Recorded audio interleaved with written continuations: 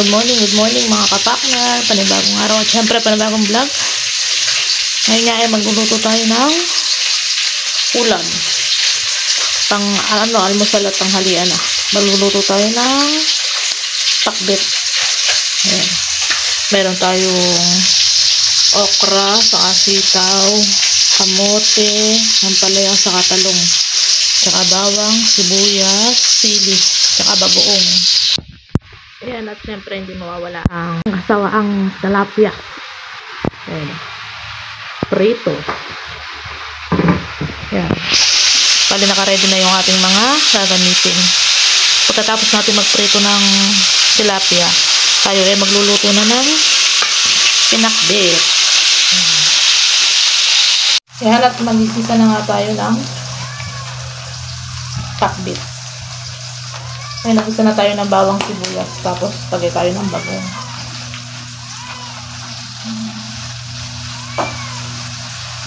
Bagong.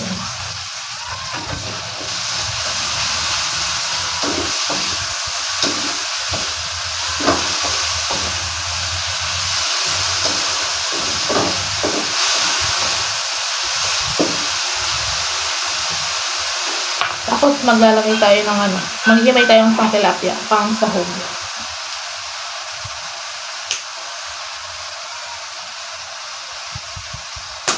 Pang sahog sa ating pakbet.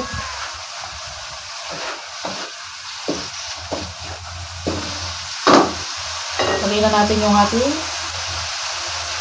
kamote, yung matigas.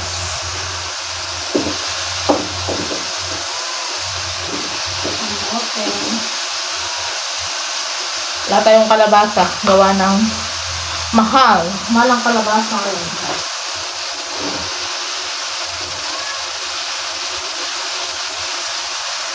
Lagay natin yung sitaw. Halo-halo lang. Metos.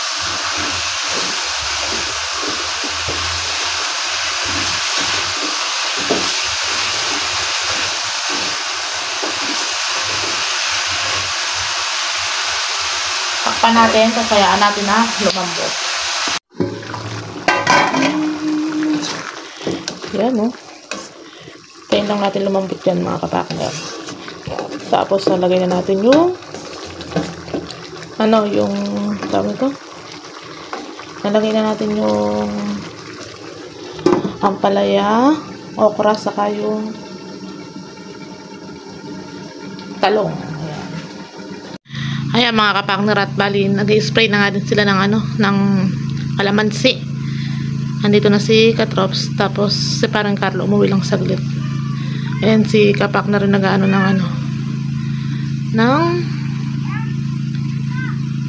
ng hose. Ayan, at lagay na nga natin itong sabay-sabay na to. Gawa ng pare-parehas lang naman to. Para din hindi ma-overcook yung ating gulay.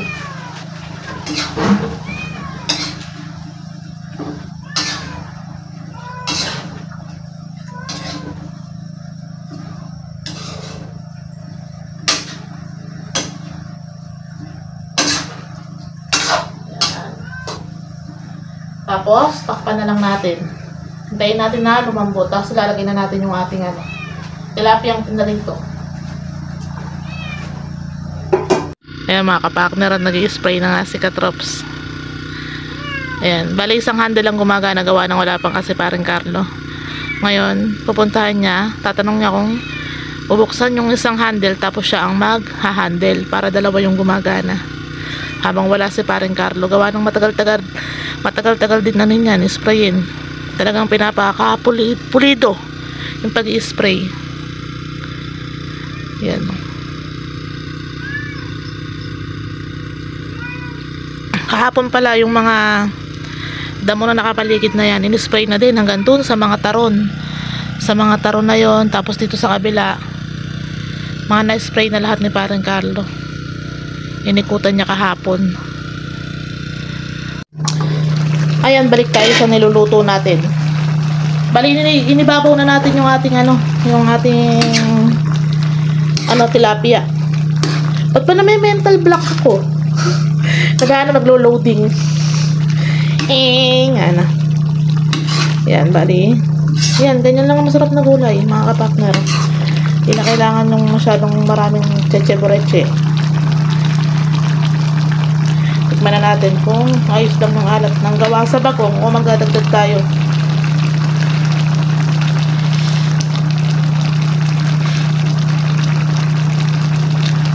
Wow. Sakto lang alat, mga kapakner. Kaya lang natin matuyo konti yung sabaw-sabaw. Tapos, okay na yan. Para crunchy lang. Crunchy. Yan, mga kapakner. Yung ano niya, yung kamote, lumalasa. Kaya medyo tumamis-tamis yung ating pakbet. Ayan, sarap. Okay na yung ganyang ano, crunchy. Hindi naman yung overcook. Ayan, sakto lang. Nakihingi naman ng pusa. Nagko-content yung tao dito eh. Yan, luto na, mga kapakner. Pwede na yan. Yan, mga kapakner, bali, pinaandar din ni kapakner yung isang handle. Kaya dalawa silang nag-i-spray ni Katrops. Pagdating ni parang Carlo si parang Carlo na mag-i-spray dyan. Si kapakner baka mag-ano na dito, mag-grass cutter na dito sa kabila.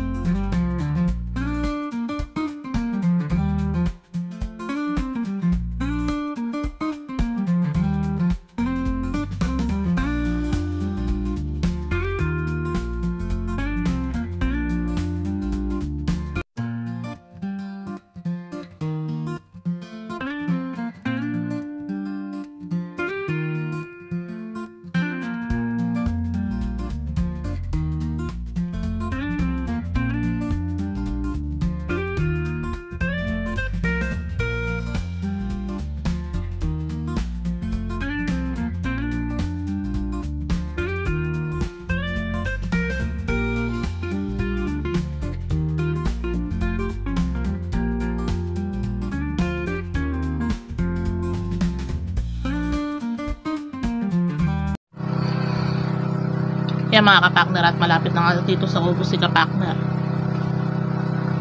Nagsimula sa dun sa gitna. Tapos palapit na dito sa ubo. Tapos si Katrops naman nagsimula dun sa dulo at palapit sa gitna.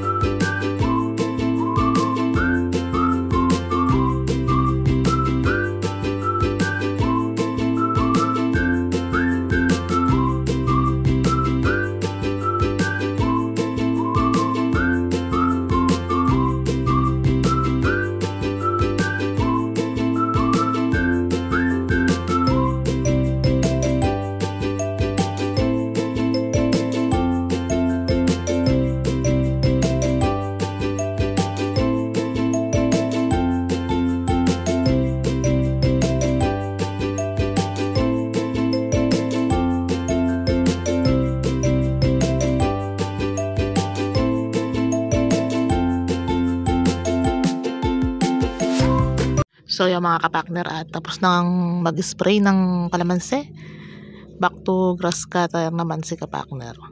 Yan, tapos nakakain na rin niya ng almusal. Bali, kumain ng almusal mga 11 na, gawa nga na nag-spray. Matagal-tagal yung pag-spray. Kaya 11 na nakapag kumain. Ayan, bali yan, tinitrim na din niya yung mga kalamansi. Yung mga nadadaanan niya na matataas, na pataas yung kalamansi, tinitrim na para isang ano na lang, isang trabaho na lang.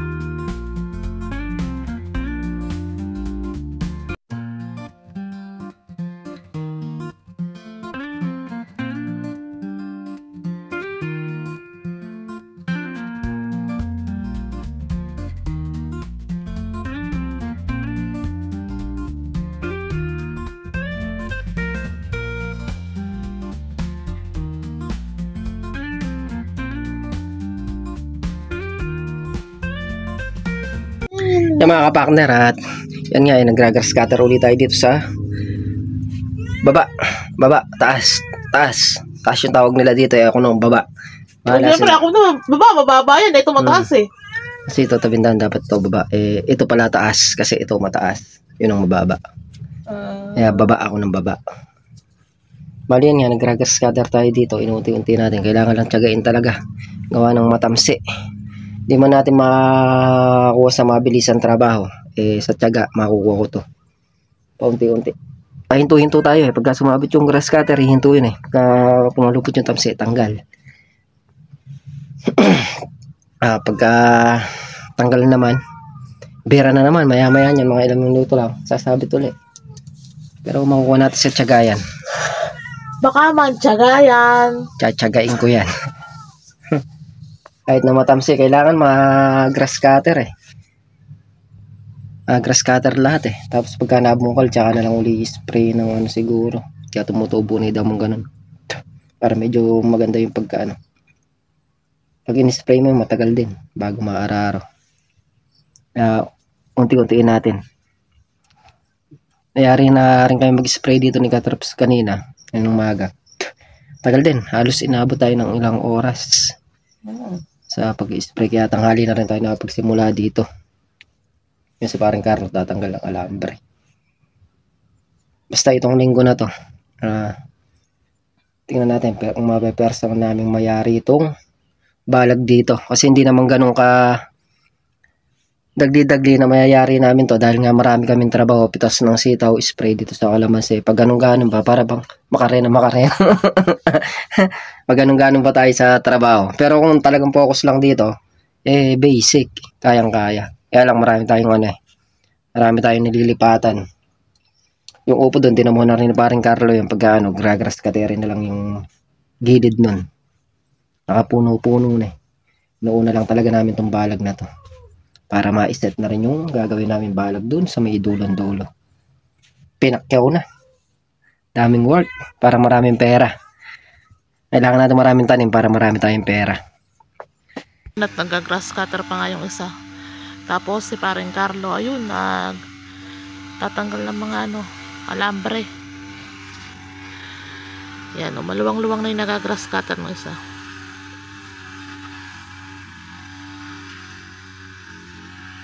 Kaya yun nga hindi na ano yung kasi meron pang mga ano ata doon. Yung alambre ata. Kaya hindi siya nagsusut-sut doon. Diyan mo na siya sa gitna. Ayan o. Palupot na naman. Isang sut-sut. Isang palupot ng ano, letting. Kaya mahirap. Kaya tiyaga-tiyaga talaga. Kung di mo naman pagtsatsagaan, hindi mo naman matatapos yung trabaho na yan.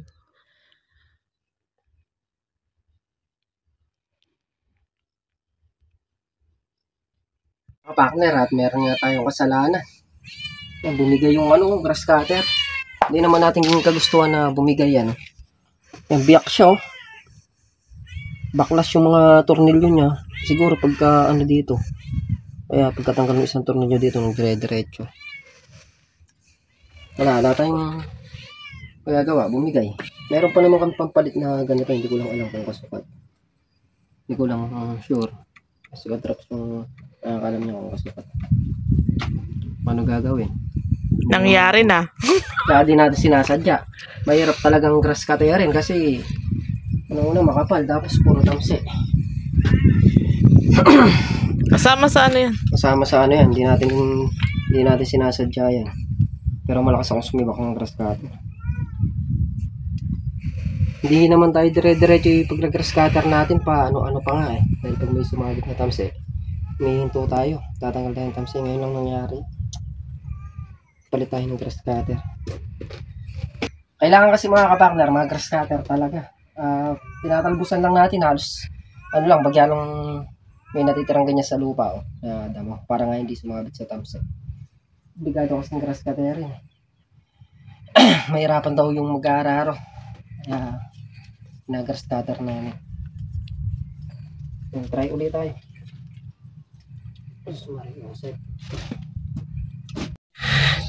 Yung mga kapakner, yan nga yung natrabaho natin ngayong araw. Nakapag-spray kami kanina, tapos grass cutter nga tayo dito. Yan. Ito na lang, kapraso na lang matatapos na, tsaka yung baba na yun. Yan. Hindi lang natin nayari itong block na to gawa ng biglang umulan. Pero yun, naka-grass cutter ng ganda. Yun sa gawin na yun. Tsaka yan o. Kapraso na nga lang. Bukas, baka matapos natin itong block na to.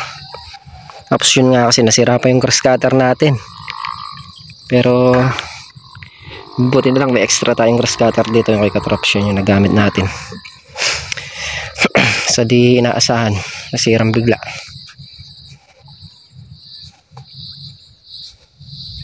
Alas 4 na ng hapon. Sisigalan si paring Carlo. Uwi na kami, madilim oh. Sobra dilim mga kapakner, baka abutan kami ng ulan dito. Linis. Lapitan natin yung trabaho natin dito. Ayan oh. Malinis na yan. Ayun na yung balag naming upo. Ay sa kabila. Konting tiis na lang at makakayari na sa trabaho. Yung mga kapakner, yan nga po yung kaganapan ngayong araw. Muli po, thank you po sa suporta, tiwala, ingat po ang lahat, and God bless. Bye bye.